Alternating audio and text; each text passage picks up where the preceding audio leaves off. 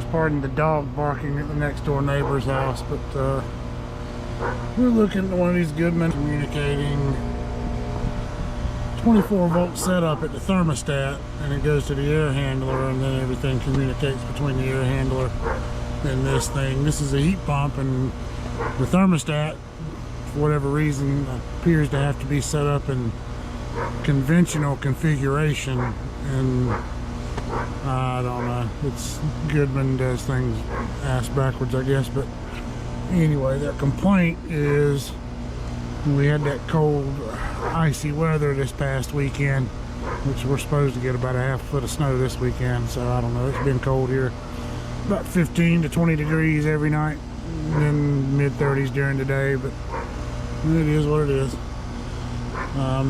But the complaint was during the weekend it kept it set at 66, 68, and it would drop to 65 overnight when it was real cold. It would rebound during the day.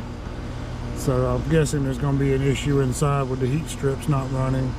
But I'm out here first checking the charge on this thing. And we'll see what our pressures are. This thing is running R32. If you look right there on the display, it says P1.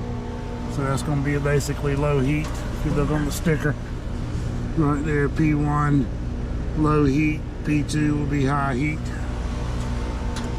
And we need to go in there, I guess, and figure out if we have an issue with the heat strips. Our pressures don't look bad so far. First stage, 95 over 270, and it is about 30 degrees out here, so not too bad. We need to go check. I know you have to connect the Goodman's cool whatever it is app, which I have on the phone. What's it called? Oh, Cool Cloud HVAC, to communicate with the air handler. I'm guessing it's going to be something with the setup. We put this thing in over the summer, back in August, and I'm assuming something has to be as communicating, so it should recognize everything unless there's some separate configuration with the heat strips. So we'll go figure that out.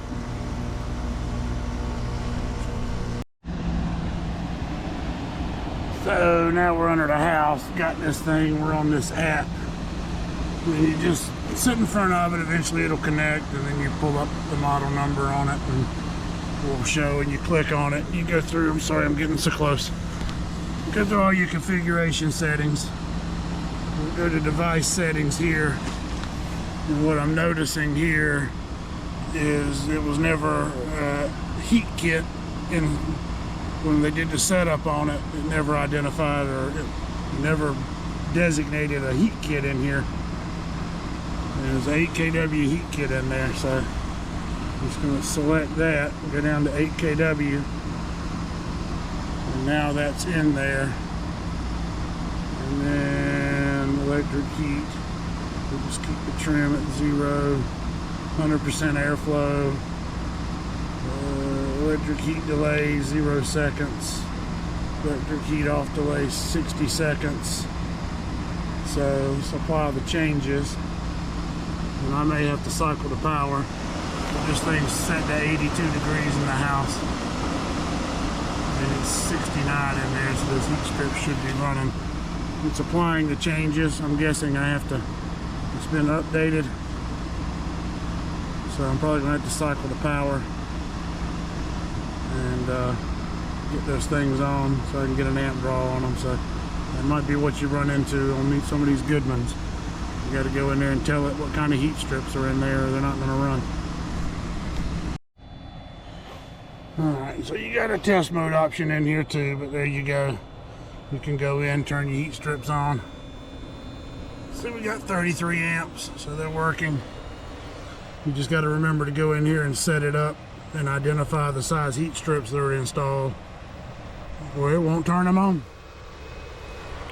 Gotta love a Goodman. Appreciate you watching, guys. Have a good one.